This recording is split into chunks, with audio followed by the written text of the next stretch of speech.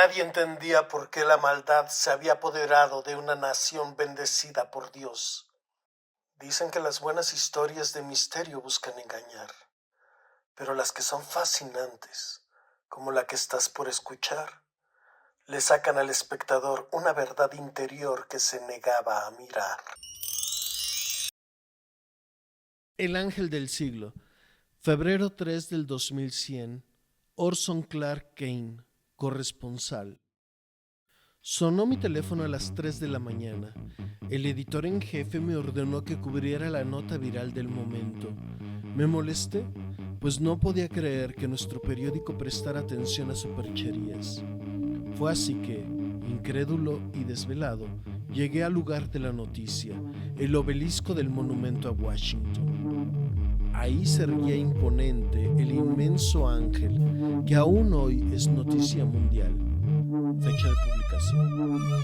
Mudo, gigante, estático, hermoso y con sus iridiscentes y enormes alas abiertas.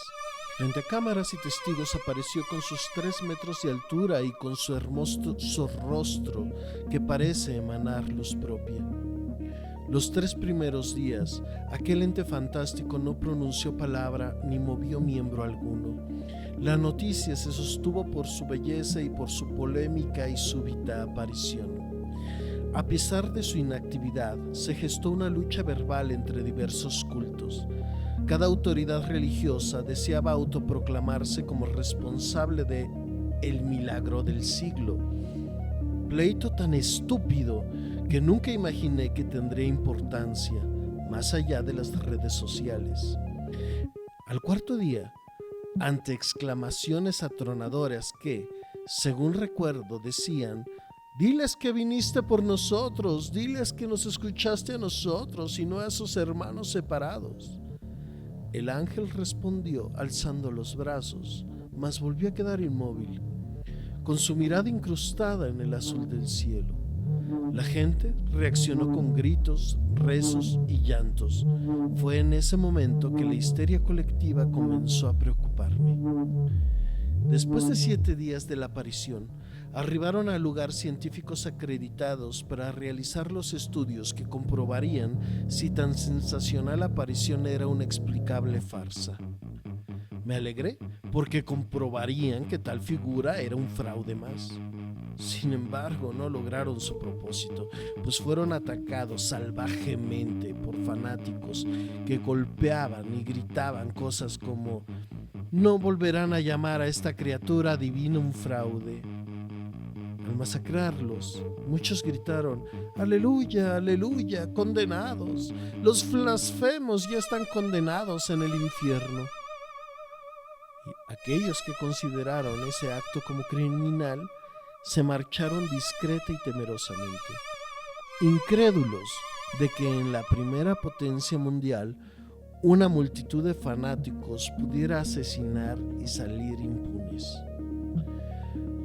Todos sentimos escalofríos al ver en qué se había convertido nuestro país, o peor, al pensar que tal vez era el mismo país, pero que nos habíamos negado a reconocer. Frente al ángel impertérrito, los asesinos temieron a su destino, por lo que comenzó un serpenteante cuchicheo de rezos. El fanatismo exacerbado incitó sangrientas autoinmolaciones y trifulcas. Debido a las peregrinaciones ingentes que acudían para rendir culto al ultrapublicitado ángel del siglo, la sobrepoblación de la capital del milagro alcanzó un punto insoportable. Aunque el gobierno endureció sus políticas migratorias, esto no detuvo al caudaloso gentío que lograba colarse ilegalmente por el resguardo fronterizo.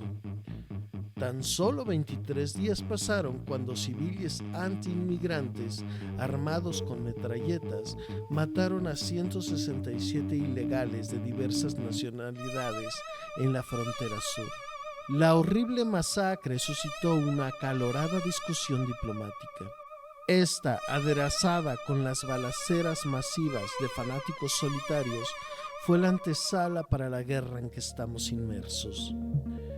Los combates han hecho de la capital más importante del mundo el más negro y catastrófico panorama de la desolación. Ahí, en medio de ruinas y cadáveres insepultos, el ángel aún brilla e inspira. La tarde del 29 de mayo del 2100, una solitaria y temerosa niña salió de entre los escombros. En busca de consuelo, humedeció con su llanto los pies del impresionante ser alado. Al sentir la tristeza de la niña, el ángel se hincó para abrazarla. La pequeña exclamó: «Gracias, ángel hermoso. Antes de morir, mamá me pidió que acudiera a ti siempre que necesitara de...». La niña no pudo concluir las enseñanzas de su madre, pues sus labios fueron inundados por lágrimas y mocos. El ángel le dirigió una enorme sonrisa, la levantó y la arrulló. La pequeña lanzó sus brazos alrededor del cuello angelical. Como su rostro presionaba fuertemente su enorme pecho, estas palabras apenas pude escuchar. «¿Cómo te llamas?». Entonces, por primera vez, la boca angelical se abrió para susurrar: «Luzbel». «¿Luzbel?», preguntó la pequeña. «Luzbella», aclaró el arcángel. «Qué bonito nombre». La niña no dijo más. Rendida se durmió en esos calientitos brazos. ¡Qué imagen tan hermosa! Una linda niña arrullada por un Luzbel deslumbrante, sonriente y orgulloso al contemplar un horizonte devastado. Fue la portada del año.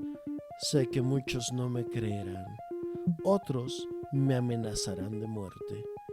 Yo solo me limito a realizar mi trabajo, descubrir la verdad, la belleza.